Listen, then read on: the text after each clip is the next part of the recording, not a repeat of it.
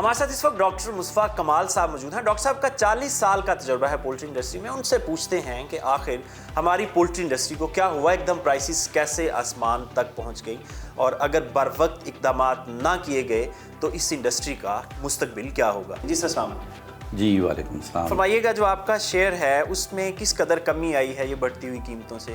دیکھیں جی، already processing کا جو ٹوٹل مطلب سلاٹر ہو رہی ہے چکن، اس کا بہت کم حصہ ہے۔ اس وقت رفلی جو ہے 4 to 5% of the total production جو ہو رہی ہے وہ پروسیس میں جا رہی ہے، باقی 95-96% جو ہے وہ اسٹریٹ سلاٹرنگ ہے۔ تو یہ آلریڈی بہت کم ہے، لیکن جس وقت آپ کی اور وجہ کیا ہے اس کی؟ ایک وجہ یہ ہے کہ جو پروسیسنگ کی کاسٹ ہے وہ جس وقت آپ پروڈکٹ کے اوپر ڈالتے ہیں تو کسٹمر جو ہے، جو بائر ہے، وہ فیل کرتا ہے کہ دس از ایکسپینسو۔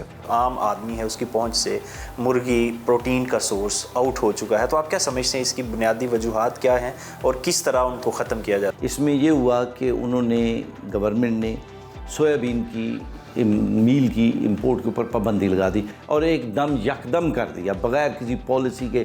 صرف یہ کہ شپ آئے ہوئے ہیں، شپس جو ہے نا ان کو آف لوڈ نہیں ہونے دیا کہ جی یہ الاؤڈ نہیں ہے، یہ نہیں آ رہے تھے، اسی طریقے سے آ رہے، باقی دنیا میں بھی جا رہے ہیں۔ سو مطلب اتنا بڑا مطلب ہے کہ یہ کیوس ہوا ہے کہ اس کی تو جیسے کہتے ہیں نا انویسٹیگیشن کرنی چاہیے کہ وائی اٹ آل ہیپنڈ۔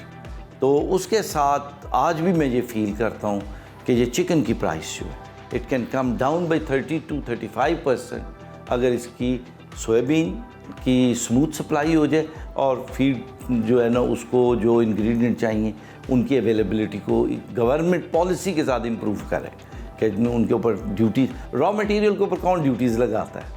آپ را مٹیریل کے اوپر ڈیوٹی لگا رہے ہیں، را مٹیریل کی امپورٹ کو جو ہے وہ مشکل کر رہے ہیں۔ آپ نے وہ جو کاسٹ آف پروڈکشن تھی، فیڈ کی قیمتیں جو ہیں وہ ٹرپل ہو گئی۔ آپ جس وقت اتنی زیادہ بڑھے گی تو الٹیمیٹلی اس نے پروڈکٹ کے اوپر ہی جو کنزیومر ہوتا ہے وہ تیار نہیں ہوتا اتنی پرائس انکریز کے اوپر، تو پہلا اس کا ریئیکشن یہ ہوتا ہے وہ کنزمپشن کم کر دیتا ہے۔ آپ کے قیمتی وقت کا شکریہ۔ 50 سال کی جو محنت تھی وہ ایک سال میں غلط پالیسی کی وجہ سے اس سے انڈسٹری تباہی کے دھانے پر پہنچ چکی، اور اگر ابھی بھی بر وقت اقدامات نہ کیے گئے تو اس کا مستقبل بہت خوفناک نظر آ رہا ہے۔